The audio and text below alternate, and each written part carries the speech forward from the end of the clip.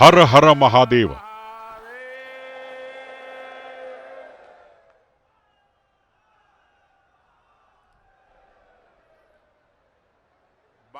ತಂದೆ ವಿಶ್ವನಾಥ, ತಾಯಿ ಅನ್ನಪೂರ್ಣ ದೇವಿಯ ನಗರಿ ಕಾಶಿಯ ಪುಣ್ಯಭೂಮಿಯ ಎಲ್ಲ ಬಂಧುಗಳು ಮತ್ತು ಸಹೋದರಿಯರಿಗೆ ನನ್ನ ವಂದನೆಗಳು.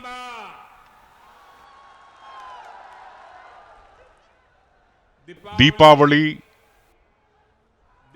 ದೇವ ದೀಪಾವಳಿ, ಅನ್ನಕೂಟ, ಬೆಳಕಿನ ಹಬ್ಬ ಮತ್ತು ಛಠ್ ಹಬ್ಬ ಸೇರಿದಂತೆ ಎಲ್ಲ ಉತ್ಸವಗಳ ಹಿನ್ನೆಲೆಯಲ್ಲಿ ನಿಮ್ಮೆಲ್ಲರಿಗೂ ಶುಭಾಶಯ ಕೋರುತ್ತೇನೆ.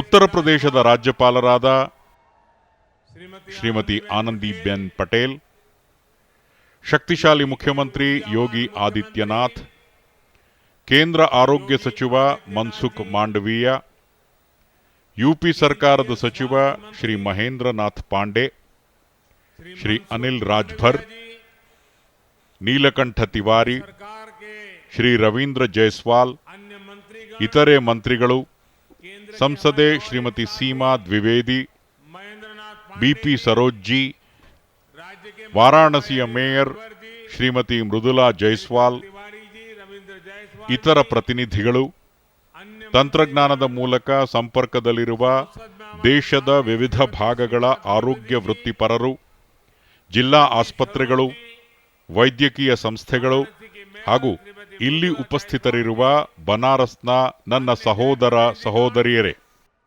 टेक्नोलॉजी के माध्यम से देश के कोने कोने से जुड़े हेल्थ प्रोफेशनल्स, जिला अस्पताल, मेडिकल संस्थान और यहां उपस्थित बनारस के मेरे भाइयों और बहनों,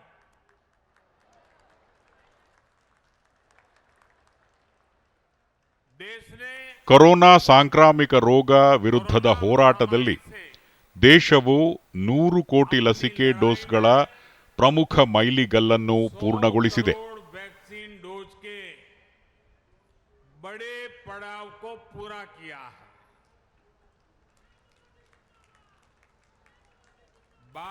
ಕಾಶಿ ವಿಶ್ವನಾಥನ ಆಶೀರ್ವಾದದೊಂದಿಗೆ,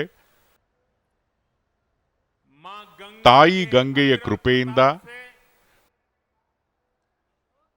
ಕಾಶಿ ಜನರ ಅಚಲವಾದ ವಿಶ್ವಾಸದಿಂದ ಎಲ್ಲರಿಗೂ ಉಚಿತ ಲಸಿಕೆ ನೀಡುವ ಅಭಿಯಾನವು ಯಶಸ್ವಿಯಾಗಿ ಮುನ್ನಡೆಯುತ್ತಿದೆ.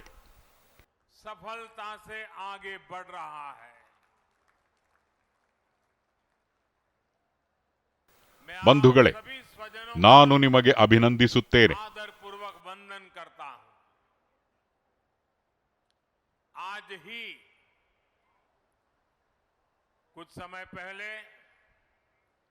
ಉತ್ತರ ಪ್ರದೇಶ ಕೂಡ ಇಂದು 9 ಹೊಸ ವೈದ್ಯಕೀಯ ಕಾಲೇಜುಗಳನ್ನು ಪಡೆದುಕೊಂಡಿದೆ. मेडिकल कॉलेज भी देने अर्पण करने का सौभाग्य मिला है. ಇದರಿಂದಾಗಿ ಪೂರ್ವಾಂಚಲ್ ಮತ್ತು ಇಡೀ ಉತ್ತರ ಪ್ರದೇಶದ ಕೋಟ್ಯಾಂತರ ಬಡವರು, ಹಿಂದುಳಿದ, ತುಳಿತಕ್ಕೊಳಗಾದ ಮತ್ತು ದೀನ ದಲಿತರಿಗೆ ಹೆಚ್ಚಿನ ಪ್ರಯೋಜನವನ್ನು ಕಲ್ಪಿಸಲಾಗುತ್ತಿದೆ. ಇನ್ನು ಮುಂದೆ ಇತರ ನಗರಗಳಲ್ಲಿನ ದೊಡ್ಡ ಆಸ್ಪತ್ರೆಗಳಲ್ಲಿನ ಜನಸಂದಣಿ ಇನ್ನೂ ಕಡಿಮೆಯಾಗಲಿದೆ. बड़े अस्पतालों के लिए उनकी जो भागदौड़ होती थी वो कम होगी. ಆತ್ಮೀಯರೇ, ನನ್ನ ಮನಸ್ಸಿನ ವಿಚಾರ ಹೇಳುತ್ತೇನೆ. ಅದೆಂದರೆ, ಕಾಶಿಯಲ್ಲಿ ಶಿವ ಮತ್ತು ಶಕ್ತಿ ನೆಲೆಸಿದ್ದಾರೆ. ಕಾಶಿಯು ಜ್ಞಾನದ ಭಂಡಾರವಾಗಿದೆ. ಅದು ನೋವು ಮತ್ತು ಸಂಕಟಗಳಿಂದ ನಮ್ಮನ್ನು ಮುಕ್ತಗೊಳಿಸುತ್ತದೆ. ಹೀಗಾಗಿ ಆರೋಗ್ಯಕ್ಕೆ ಸಂಬಂಧಿಸಿದ ಇಂತಹ ದೊಡ್ಡ ಯೋಜನೆ ಆರಂಭಿಸಲು, ರೋಗಗಳು ಮತ್ತು ಸಂಕಟಗಳನ್ನು ತೊಡೆದು ಹಾಕಲು, ದೊಡ್ಡ ಸಂಕಲ್ಪ ಮಾಡಲು ಕಾಶಿಗಿಂತ ಉತ್ತಮವಾದ ಸ್ಥಳ ಯಾವುದು? ಕಾಶಿಯಿಂದ ಆರಂಭವಾಗಲಿರುವ ಈ ಯೋಜನೆಯಲ್ಲಿ ಮಹಾದೇವನ ಆಶೀರ್ವಾದವೂ ಇದೆ. काशी तो ಎಲ್ಲಿ ಮಹಾದೇವನ ಆಶೀರ್ವಾದ ಇರುತ್ತದೋ ಅಲ್ಲಿ ಅಭಿವೃದ್ಧಿ ಮತ್ತು ಯಶಸ್ಸು, ದುಃಖದಿಂದ ಮುಕ್ತಿ, ಇದು ಅತಿ ಸ್ವಾಭಾವಿಕ. इतनी बड़ी ಆತ್ಮೀಯರೇ, ಇಂದು ಉತ್ತರ ಪ್ರದೇಶ ಸೇರಿದಂತೆ ಇಡೀ ದೇಶದ ಆರೋಗ್ಯ ಮೂಲಸೌಕರ್ಯಕ್ಕೆ ಶಕ್ತಿ ನೀಡಲು ಹಾಗೂ ಭವಿಷ್ಯದ ಸಾಂಕ್ರಾಮಿಕ ರೋಗಗಳ ವಿರುದ್ಧದ ಹೋರಾಟಕ್ಕೆ और क्या हो ನಮ್ಮ ತಯಾರಿ ಉನ್ನತ ಗುಣಮಟ್ಟದಲ್ಲಿರಲು ಗ್ರಾಮ ಮತ್ತು ತಾಲೂಕು ಮಟ್ಟದಲ್ಲಿನ ನಮ್ಮ ಆರೋಗ್ಯ ವ್ಯವಸ್ಥೆಯಲ್ಲಿ ವಿಶ್ವಾಸ ಮತ್ತು ಸ್ವಾವಲಂಬನೆ ವೃದ್ಧಿಪಡಿಸಲು 64,000 ಕೋಟಿ ವೆಚ್ಚದ ಆಯುಷ್ಮಾನ್ ಭಾರತ್ ಆರೋಗ್ಯ ಮೂಲಸೌಕರ್ಯ ಮಿಷನ್ ಅನ್ನು ಇಂದು ಕಾಶಿ ಮೂಲಕ ರಾಷ್ಟ್ರಕ್ಕೆ ಅರ್ಪಿಸುವ ಅವಕಾಶ ನನಗೆ ದೊರಕಿದೆ. के लिए 64,000 ಇಂದು ಕೃಷಿ ಮೂಲಸೌಕರ್ಯಕ್ಕೆ ಸಂಬಂಧಿಸಿದ 5,000 ಕೋಟಿ ರೂಪಾಯಿಗಳ ಯೋಜನೆಗಳು ಉದ್ಘಾಟನೆಗೊಂಡಿವೆ.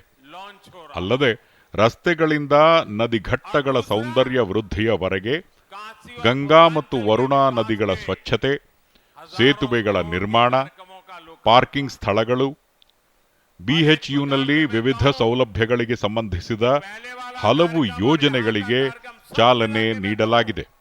तो आज करीब करीब ಹಬ್ಬಗಳ ಈ ಋತುವಿನಲ್ಲಿ 1,000 करोड़ ಸುಗಮ ಜೀವನ ಸೌಲಭ್ಯ, ಜನರ ಆರೋಗ್ಯ ಮತ್ತು ಸಮೃದ್ಧಿಗಾಗಿ ಕಾಶಿಯಲ್ಲಿಂದು ಈ ಅಭಿವೃದ್ಧಿ ಉತ್ಸವ ನಡೆಯುತ್ತಿದೆ. शुरू होने जा रही ಇದು ಒಂದು ರೀತಿಯಲ್ಲಿ ಇಡೀ ದೇಶಕ್ಕೆ ನವಶಕ್ತಿ ನೀಡಲಿದೆ.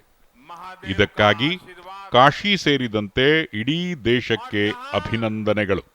महादेव का ಸಹೋದರ ಮತ್ತು ಸಹೋದರಿಯರೇ, वहां तो ಆರೋಗ್ಯವೇ ನಮ್ಮ ಎಲ್ಲ ಚಟುವಟಿಕೆಯ ಮೂಲ ಆಧಾರ. कल्याणता ही सफलता ಆರೋಗ್ಯದ ಮೇಲೆ ಮಾಡುವ ಹೂಡಿಕೆ ಅತ್ಯುತ್ತಮ ಹೂಡಿಕೆ ಎಂದು ಪರಿಗಣಿಸಲಾಗುತ್ತದೆ. जब महादेव ಆದರೆ ಸ್ವಾತಂತ್ರ್ಯದ ನಂತರದ ಬಹು ದೀರ್ಘಾವಧಿಯಲ್ಲಿ ದೇಶದ ಆರೋಗ್ಯ ವಲಯದ ಮೇಲೆ ಹೆಚ್ಚಿನ ಹೂಡಿಕೆ ಮಾಡಲಿಲ್ಲ. ಆರೋಗ್ಯ ಸೌಲಭ್ಯಗಳ ಅಭಿವೃದ್ಧಿಗೆ ಹೆಚ್ಚಿನ ಆದ್ಯತೆ ನೀಡಲಿಲ್ಲ.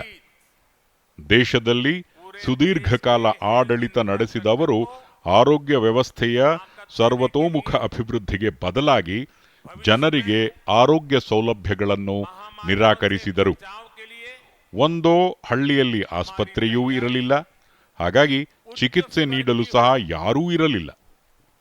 गांव और ತಾಲೂಕು ಆಸ್ಪತ್ರೆಗೆ ಜನ ಭೇಟಿ ನೀಡಿದಾಗ ಅಲ್ಲಿ ಯಾವುದೇ ರೋಗ ಪರೀಕ್ಷಾ ಸೌಲಭ್ಯ ಇರುತ್ತಿರಲಿಲ್ಲ. विश्वास ಇದ್ದರೂ ಟೆಸ್ಟ್ ಫಲಿತಾಂಶದ ಬಗ್ಗೆ ಗೊಂದಲ, ನಿಖರತೆಯ ಬಗ್ಗೆ ಅನುಮಾನಗಳು. के लिए आज ಜಿಲ್ಲಾಸ್ಪತ್ರೆಗೆ ತಲುಪಿದಾಗ ಗಂಭೀರ ಕಾಯಿಲೆ ಇರುವುದು ಪತ್ತೆಯಾಗುತ್ತದೆ. 64,000 ರೋಗಿಗೆ ಶಸ್ತ್ರಚಿಕಿತ್ಸೆ ಮಾಡಬೇಕು, ಆದರೆ ಶಸ್ತ್ರಚಿಕಿತ್ಸೆಗೆ ಯಾವುದೇ ಸೌಲಭ್ಯವಿಲ್ಲ. हेल्थ ಆದ್ದರಿಂದ ದೊಡ್ಡ ಆಸ್ಪತ್ರೆಗೆ ಓಡಬೇಕು.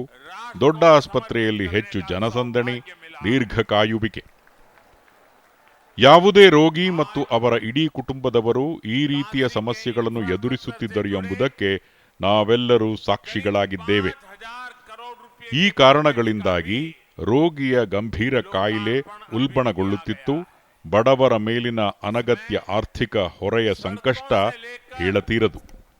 घाटों की सुंदरता ಆತ್ಮೀಯರೇ, ನಮ್ಮ ಆರೋಗ್ಯ ವ್ಯವಸ್ಥೆಯಲ್ಲಿ ದೊಡ್ಡ ಕೊರತೆ ಇದೆ. की साफ सफाई ಬಡ ಮತ್ತು ಮಧ್ಯಮ ವರ್ಗದವರ ಚಿಕಿತ್ಸೆಯ ವಿಚಾರದಲ್ಲಿ ದೊಡ್ಡ ಸಮಸ್ಯೆ ಸೃಷ್ಟಿಸಲಾಗಿದೆ. ಇದೀಗ ಆಯುಷ್ಮಾನ್ ಭಾರತ್ ಆರೋಗ್ಯ ಮೂಲಸೌಕರ್ಯ ಮಿಷನ್ ದೇಶದ ಆರೋಗ್ಯ ವ್ಯವಸ್ಥೆಯ ಈ ಕೊರತೆಗೆ ಪರಿಹಾರ ಒದಗಿಸಲಿದೆ. स्वस्थ और समृद्ध बनाने के लिए ಭವಿಷ್ಯದಲ್ಲಿ ಯಾವುದೇ ಸಾಂಕ್ರಾಮಿಕ ರೋಗವನ್ನು ಎದುರಿಸಲು ನಾವು ಸಿದ್ಧರಾಗೋಣ.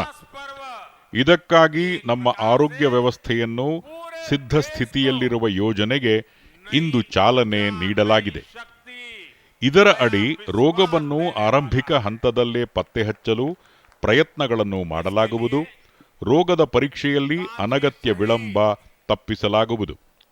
आज मैं ಮುಂದಿನ 4-5 ವರ್ಷಗಳಲ್ಲಿ ದೇಶದ ಗ್ರಾಮ, ತಾಲೂಕು, ಜಿಲ್ಲೆ, ರಾಜ್ಯ ಮತ್ತು ರಾಷ್ಟ್ರೀಯ ಮಟ್ಟದಲ್ಲಿ ನಿರ್ಣಾಯಕ ಆರೋಗ್ಯ ರಕ್ಷಣೆ ಜಾಲವನ್ನು ಬಲಪಡಿಸಲಾಗುವುದು. को हिंदुस्तान के शहर को ವಿಶೇಷವಾಗಿ ಆರೋಗ್ಯ ಸೌಲಭ್ಯಗಳ ಕೊರತೆ ಇರುವ ರಾಜ್ಯಗಳಲ್ಲಿ बहुत ನಮ್ಮ ಗುಡ್ಡಗಾಡು ಪ್ರದೇಶ ಮತ್ತು ಈಶಾನ್ಯ ರಾಜ್ಯಗಳಿಗೆ ಹೆಚ್ಚಿನ ಆದ್ಯತೆ ನೀಡಲಾಗುವುದು.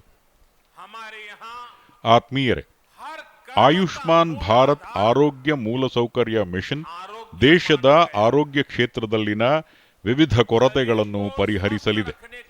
ಇದು 3 ಪ್ರಮುಖ ಅಂಶಗಳನ್ನು ಒಳಗೊಂಡಿದೆ. ಮೊದಲನೆಯದಾಗಿ, ರೋಗ ನಿರ್ಣಯ ಮತ್ತು ಚಿಕಿತ್ಸೆಗಾಗಿ ವಿಸ್ತಾರವಾದ ಸೌಲಭ್ಯಗಳ ನಿರ್ಮಾಣ ಮಾಡಲಾಗುವುದು. ಇದರ ಅಡಿಯಲ್ಲಿ ಗ್ರಾಮೀಣ ಮತ್ತು ನಗರ ಪ್ರದೇಶಗಳಲ್ಲಿ ಆರೋಗ್ಯ ಮತ್ತು ಯೋಗಕ್ಷೇಮ ಕೇಂದ್ರಗಳನ್ನು ತೆರೆಯಲಾಗುವುದು. ಇದರಲ್ಲಿ ಆರಂಭಿಕ ಹಂತದಲ್ಲಿಯೇ ರೋಗಗಳನ್ನು ಪತ್ತೆ ಮಾಡುವ ಸೌಲಭ್ಯವಿರುತ್ತದೆ. ಉಚಿತ ವೈದ್ಯಕೀಯ ಸಮಾಲೋಚನೆ, ಉಚಿತ ಪರೀಕ್ಷೆ, ಉಚಿತ ಔಷಧ ಮುಂತಾದ ಸೌಲಭ್ಯಗಳು ಇಲ್ಲಿ ದೊರೆಯಲಿವೆ. ರೋಗವು ಸಕಾಲದಲ್ಲಿ ಪತ್ತೆಯಾದರೆ ಗಂಭೀರ ಹಂತದ ರೋಗ ಸಾಧ್ಯತೆಗಳು ಕಡಿಮೆಯಾಗುತ್ತವೆ. 600ಕ್ಕೂ ಹೆಚ್ಚು ಜಿಲ್ಲೆಗಳಲ್ಲಿ ಗಂಭೀರ ಕಾಯಿಲೆಯ ಚಿಕಿತ್ಸೆಗಾಗಿ ಕ್ರಿಟಿಕಲ್ ಕೇರ್ಗೆ ಸಂಬಂಧಿಸಿದ 35,000ಕ್ಕೂ ಹೆಚ್ಚು ಬೆಡ್ಗಳನ್ನು ಸಿದ್ಧಪಡಿಸಲಾಗುವುದು. ಉಳಿದ ಸುಮಾರು 125 ಜಿಲ್ಲೆಗಳಲ್ಲಿ ರೆಫರಲ್ ಸೌಲಭ್ಯ ಒದಗಿಸಲಾಗುವುದು. ರಾಷ್ಟ್ರೀಯ ಮಟ್ಟದಲ್ಲಿ ತರಬೇತಿ ಮತ್ತು ಇತರ ಸಾಮರ್ಥ್ಯ ನಿರ್ಮಾಣಕ್ಕಾಗಿ 12 ಕೇಂದ್ರೀಯ ಆಸ್ಪತ್ರೆಗಳಲ್ಲಿ ಅಗತ್ಯ ಸೌಲಭ್ಯಗಳನ್ನು ಅಭಿವೃದ್ಧಿಪಡಿಸಲಾಗುವುದು. ಈ ಯೋಜನೆಯಡಿ ಎಲ್ಲ ರಾಜ್ಯಗಳಲ್ಲಿ ಶಸ್ತ್ರಚಿಕಿತ್ಸೆಗೆ ಸಂಬಂಧಿಸಿದ ಜಾಲವನ್ನು ಬಲಪಡಿಸಲು 24/7 ಕಾರ್ಯಾಚರಣೆ ವ್ಯವಸ್ಥೆ ಆರಂಭಿಸಲಾಗುವುದು. 15 ತುರ್ತು ಕಾರ್ಯಾಚರಣೆ ಕೇಂದ್ರಗಳನ್ನು ಸಹ ಸಿದ್ಧಪಡಿಸಲಾಗುವುದು. ಆತ್ಮೀಯರೇ, ಯೋಜನೆಯ 2ನೇ ಹಂತದಲ್ಲಿ ರೋಗ ಪತ್ತೆಯ ಜಾಲಗಳನ್ನು ಅಭಿವೃದ್ಧಿಪಡಿಸಲಾಗುವುದು. ಮಿಷನ್ ಅಡಿಯಲ್ಲಿ ರೋಗ ತಪಾಸಣೆ, ಅವುಗಳ ಮೇಲ್ವಿಚಾರಣೆಗಾಗಿ ಮೂಲ ಸೌಕರ್ಯಗಳನ್ನು ಅಭಿವೃದ್ಧಿಪಡಿಸಲಾಗುವುದು. ದೇಶದ 730 ಜಿಲ್ಲೆಗಳಲ್ಲಿ ಸಮಗ್ರ ಸಾರ್ವಜನಿಕ ಆರೋಗ್ಯ ಪ್ರಯೋಗಾಲಯಗಳು ಮತ್ತು 3,500 ತಾಲೂಕುಗಳಲ್ಲಿ ತಾಲೂಕು ಸಾರ್ವಜನಿಕ ಆರೋಗ್ಯ ಘಟಕಗಳನ್ನು ಸ್ಥಾಪಿಸಲಾಗುವುದು. ರೋಗ ನಿಯಂತ್ರಣಕ್ಕಾಗಿ 5 ಪ್ರಾದೇಶಿಕ ರಾಷ್ಟ್ರೀಯ ಕೇಂದ್ರಗಳು, 20 ಮಹಾನಗರ ಘಟಕಗಳು ಮತ್ತು 15 ಪ್ರಯೋಗಾಲಯಗಳು ಈ ಜಾಲವನ್ನು ಇನ್ನಷ್ಟು ಬಲಪಡಿಸಲಿವೆ. ಸಹೋದರ ಮತ್ತು ಸಹೋದರಿಯರೇ, ಈ ಯೋಜನೆಯ 3ನೇ ಅಂಶ ಸಾಂಕ್ರಾಮಿಕ ರೋಗಕ್ಕೆ ಸಂಬಂಧಿಸಿದ ಸಂಶೋಧನಾ ಸಂಸ್ಥೆಗಳ ವಿಸ್ತರಣೆಯನ್ನು ಒಳಗೊಂಡಿದೆ. ಪ್ರಸ್ತುತ ದೇಶದಲ್ಲಿ 80 ವೈರಲ್ ಡಯಾಗ್ನೋಸ್ಟಿಕ್ಸ್ ಮತ್ತು ಸಂಶೋಧನಾ ಪ್ರಯೋಗಾಲಯಗಳಿವೆ. ಇವುಗಳನ್ನು ಅಭಿವೃದ್ಧಿಪಡಿಸಲಾಗುವುದು. ಸಾಂಕ್ರಾಮಿಕ ರೋಗಗಳ ನಿಯಂತ್ರಣಕ್ಕೆ ಜೈವಿಕ ಸುರಕ್ಷತೆ ಮಟ್ಟ 3 ಪ್ರಯೋಗಾಲಯಗಳ ಅಗತ್ಯವಿದೆ. ಇಂತಹ 15 ಹೊಸ ಪ್ರಯೋಗಾಲಯಗಳನ್ನು ಆರಂಭಿಸಲಾಗುವುದು. ಜೊತೆಗೆ ದೇಶದಲ್ಲಿ 4 ಹೊಸ ರಾಷ್ಟ್ರೀಯ ವೈರಾಲಜಿ ಸಂಸ್ಥೆಗಳು ಮತ್ತು 1 ರಾಷ್ಟ್ರೀಯ ಆರೋಗ್ಯ ಸಂಸ್ಥೆಯನ್ನು ಸಹ ಸ್ಥಾಪಿಸಲಾಗುತ್ತಿದೆ. ವಿಶ್ವ ಆರೋಗ್ಯ ಸಂಸ್ಥೆ WHO ದಕ್ಷಿಣ ಏಷ್ಯಾದ ಪ್ರಾದೇಶಿಕ ಸಂಶೋಧನಾ ವೇದಿಕೆಯು ಈ ಸಂಶೋಧನಾ ಜಾಲವನ್ನು ಬಲಪಡಿಸಲಿದೆ. ಅಂದರೆ ಆಯುಷ್ಮಾನ್ ಭಾರತ್ ಆರೋಗ್ಯ ಮೂಲಸೌಕರ್ಯ ಮಿಷನ್ ಮೂಲಕ ದೇಶದ ಮೂಲೆ ಮೂಲೆಗಳಲ್ಲಿ ರೋಗ ಚಿಕಿತ್ಸೆಯಿಂದ ನಿರ್ಣಾಯಕ ಸಂಶೋಧನೆಯವರೆಗೆ ಸಂಪೂರ್ಣ ವ್ಯವಸ್ಥೆಯನ್ನು ಅಭಿವೃದ್ಧಿಪಡಿಸಲಾಗುವುದು. ಆತ್ಮೀಯರೇ, ಇಂಥದ್ದೊಂದು ಆರೋಗ್ಯ ಮೂಲಸೌಕರ್ಯವನ್ನು ರಚಿಸಿದಾಗ ಇದು ಆರೋಗ್ಯ ಸೇವೆಯನ್ನು ಸಮಗ್ರವಾಗಿ ಸುಧಾರಿಸಲಿದೆ. ಅಲ್ಲದೆ ಇದು ಪೂರಕ ಉದ್ಯೋಗದ ವಾತಾವರಣವನ್ನು ಸಹ ಸೃಷ್ಟಿಸಲಿದೆ. ವೈದ್ಯರು, ವೈದ್ಯಾಧಿಕಾರಿಗಳು, ಪ್ರಯೋಗಾಲಯಗಳು, ಔಷಧಾಲಯ, ನೈರ್ಮಲ್ಯ ವಲಯ, ಆಡಳಿತ ಕಚೇರಿ, ಪ್ರಯಾಣ ಸಾರಿಗೆ, ಆಹಾರ ಮತ್ತು ಪಾನೀಯ ಸೇರಿದಂತೆ ಹಲವು ಪೂರಕ ವಲಯಗಳಲ್ಲಿ ಈ ಯೋಜನೆಯ ಮೂಲಕ ಉದ್ಯೋಗಗಳು ಸೃಷ್ಟಿಯಾಗಲಿವೆ. ಆದ್ದರಿಂದ ಆಯುಷ್ಮಾನ್ ಭಾರತ್ ಆರೋಗ್ಯ ಮೂಲಸೌಕರ್ಯ ಮಿಷನ್ ಆರೋಗ್ಯದ ಜೊತೆಗೆ ಆರ್ಥಿಕ ಸ್ವಾವಲಂಬನೆಯ ಸಾಧನವೂ ಆಗಿದೆ. ಇದು ಸಮಗ್ರ ಆರೋಗ್ಯ ರಕ್ಷಣೆಗಾಗಿ ಮಾಡುತ್ತಿರುವ ಪ್ರಯತ್ನಗಳ ಮುಂದುವರಿಕೆಯಾಗಿದೆ. ಎಲ್ಲರಿಗೂ ಕೈಗೆಟುಕುವ ದರದಲ್ಲಿ ಸಮಗ್ರ ಆರೋಗ್ಯ ರಕ್ಷಣೆ ದೊರಕಿಸಲಾಗುವುದು. ಸಮಗ್ರ ಆರೋಗ್ಯ ರಕ್ಷಣೆ ವ್ಯವಸ್ಥೆಯಲ್ಲಿ ಆರೋಗ್ಯದ ಜೊತೆಗೆ ಯೋಗಕ್ಷೇಮಕ್ಕೂ ಆದ್ಯತೆ ನೀಡಲಾಗುವುದು. ಸ್ವಚ್ಛ ಭಾರತ ಆಂದೋಲನ, ಜಲ ಜೀವನ್ ಮಿಷನ್, ಉಜ್ವಲ ಯೋಜನೆ, ಪೋಷಣ್ ಅಭಿಯಾನ, ಮಿಷನ್ ಇಂದ್ರಧನುಷ್ ಇಂತಹ ಅನೇಕ ಅಭಿಯಾನಗಳು ದೇಶದ ಕೋಟಿಗಟ್ಟಲೆ ಬಡವರನ್ನು ರೋಗದಿಂದ ಪಾರು ಮಾಡಿವೆ. ಅನಾರೋಗ್ಯದಿಂದ ಅವರನ್ನು ರಕ್ಷಿಸಿದೆ. ಆಯುಷ್ಮಾನ್ ಭಾರತ್ ಯೋಜನೆಯು 2 ಕೋಟಿಗೂ ಹೆಚ್ಚು ಬಡವರಿಗೆ ಉಚಿತ ಚಿಕಿತ್ಸೆ ನೀಡಿದೆ. ಆಯುಷ್ಮಾನ್ ಭಾರತ್ ಡಿಜಿಟಲ್ ಮಿಷನ್ ಮೂಲಕ ಚಿಕಿತ್ಸೆಗೆ ಸಂಬಂಧಿಸಿದ ಹಲವು ಸಮಸ್ಯೆಗಳನ್ನು ಪರಿಹರಿಸಲಾಗುತ್ತಿದೆ. ಸಹೋದರ ಮತ್ತು ಸಹೋದರಿಯರೇ, ಹಿಂದಿನ ಸರ್ಕಾರಗಳ ಅವಧಿಯಲ್ಲಿ ಆರೋಗ್ಯ ಸೇವಾ ವ್ಯವಸ್ಥೆ ಹಣಗೊಳಿಸುವ ಹಾಗೂ ಹಗರಣಗಳ ಮೂಲವಾಗಿತ್ತು. ಬಡವರ ಸಂಕಷ್ಟಗಳಿಗೆ ಯಾವುದೇ ಸ್ಪಂದನೆ ಇರಲಿಲ್ಲ.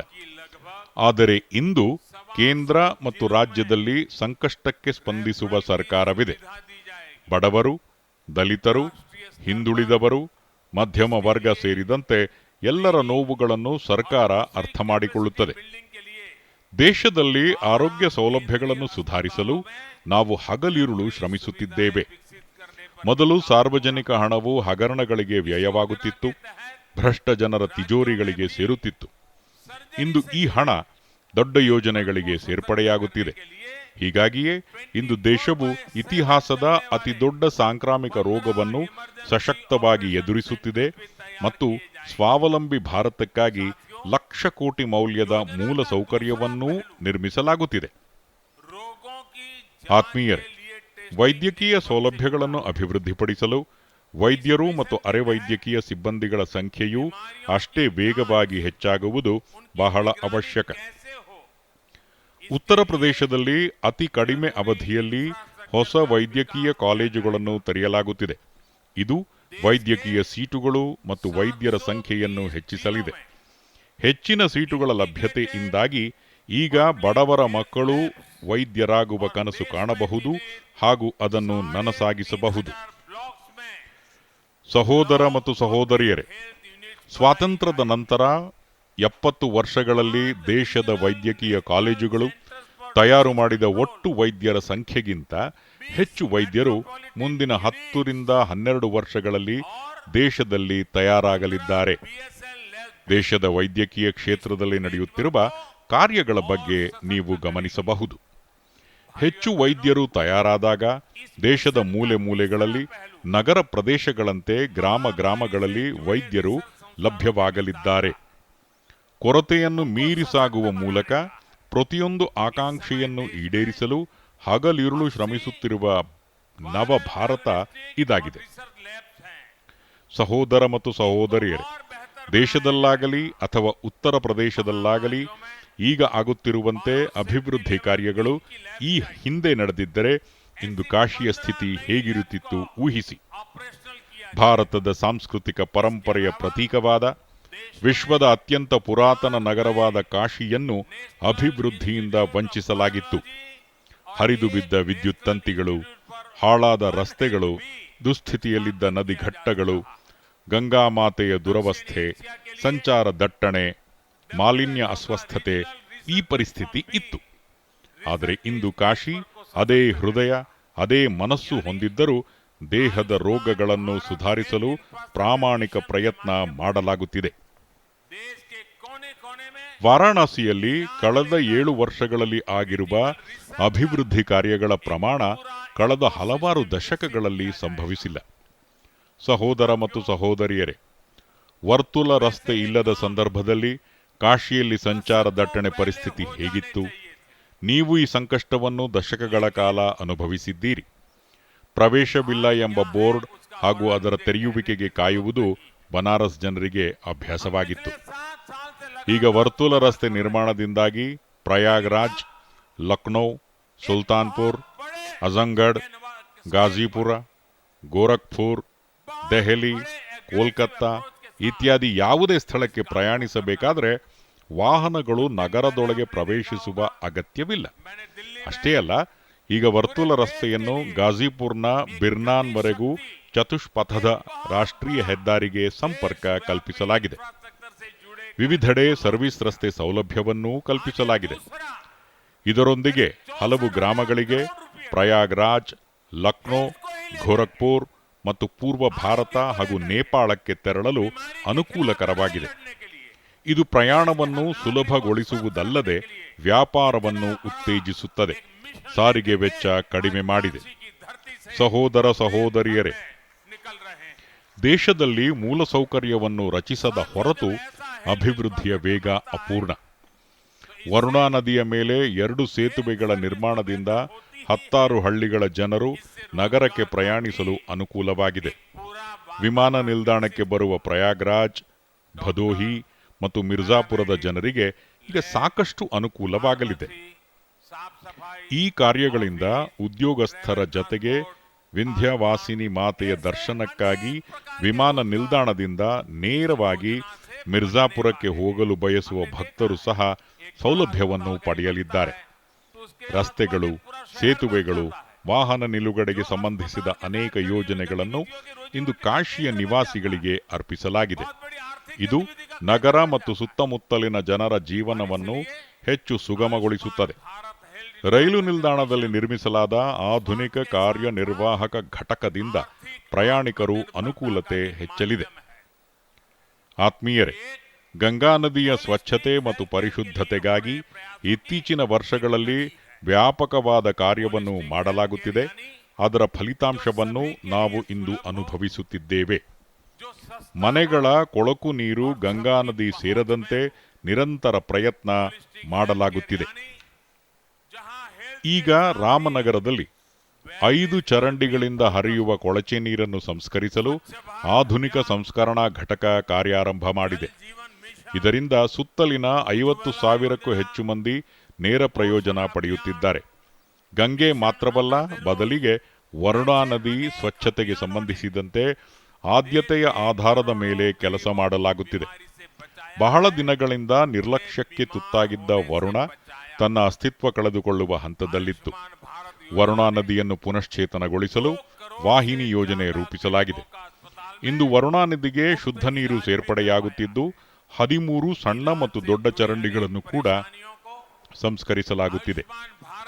ವರುಣಾ ನದಿಯ ಎರಡೂ ಬದಿಯ ಮಾರ್ಗಗಳು, ರೇಲಿಂಗ್, ಲೈಟಿಂಗ್, ಘಟ್ಟಗಳು, ಮೆಟ್ಟಿಲುಗಳ ಅಭಿವೃದ್ಧಿ ಸೇರಿದಂತೆ ಅನೇಕ ಸೌಲಭ್ಯಗಳು ಸಹ ನಿರ್ಮಾಣ ಹಂತದಲ್ಲಿವೆ. ಆತ್ಮೀಯರೇ, ಕಾಶಿ ಆಧ್ಯಾತ್ಮಿಕ ಮತ್ತು ಗ್ರಾಮೀಣ ಆರ್ಥಿಕತೆಯ ಪ್ರಮುಖ ಕೇಂದ್ರವಾಗಿದೆ. ಕಾಶಿ ಸೇರಿದಂತೆ ಇಡೀ ಪೂರ್ವಾಂಚಲದ ರೈತರ ಉತ್ಪನ್ನಗಳು ದೇಶ ಮತ್ತು ವಿದೇಶಗಳ ಮಾರುಕಟ್ಟೆಗಳನ್ನು ತಲುಪಿಸಲು ಇತ್ತೀಚಿನ ವರ್ಷಗಳಲ್ಲಿ ಹಲವು ಸೌಲಭ್ಯಗಳನ್ನು ಅಭಿವೃದ್ಧಿಪಡಿಸಲಾಗಿದೆ.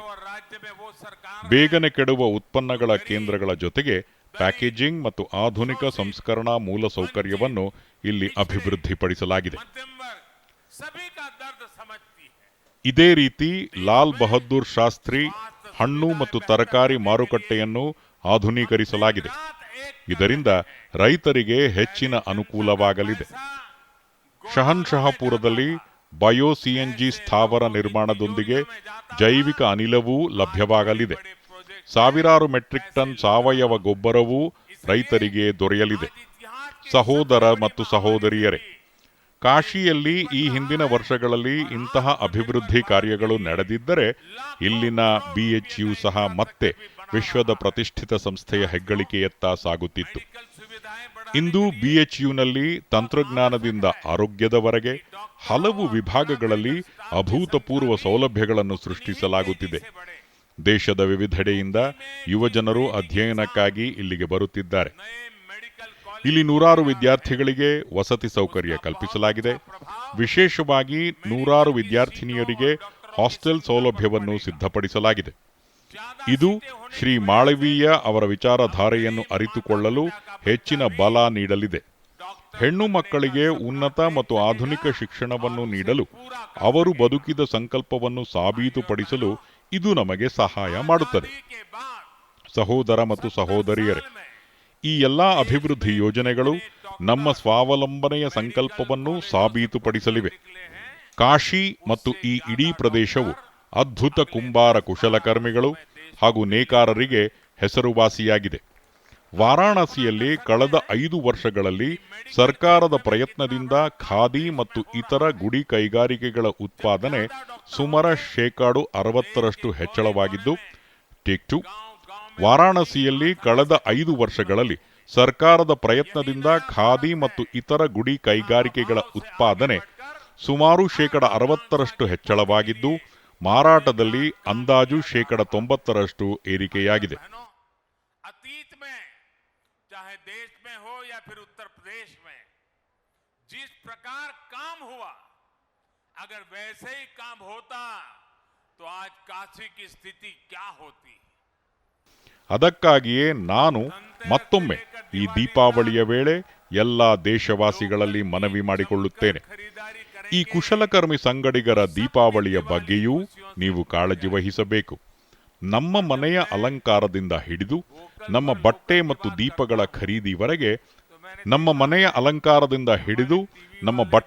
ದೀಪಗಳ ಖರೀದಿವರೆಗೆ ವೋಕಲ್ ಫಾರ್ ಲೋಕಲ್ ಪರಿಕಲ್ಪನೆಯಂತೆ ನಾವು ಸ್ಥಳೀಯರಿಗೆ ಧ್ವನಿಯಾಗಿರೋಣ. हर चीज में वो उत्पादन जिसमें मेरे देशवासियों का पसीना है, जिस उत्पादन में मेरे देश की मिट्टी की सुगंध है, वो मेरे लिए है.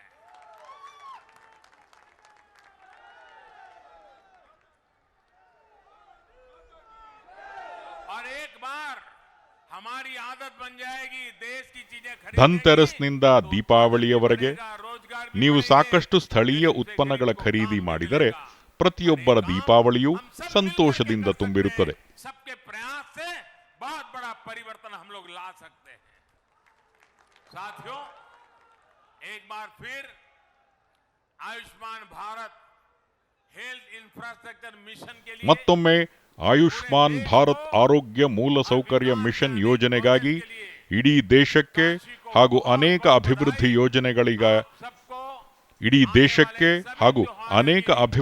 ಯೋಜನೆಗಳಿಗಾಗಿ ಕಾಶಿಗೆ ಅಭಿನಂದನೆಗಳು. ಧನ್ಯವಾದ.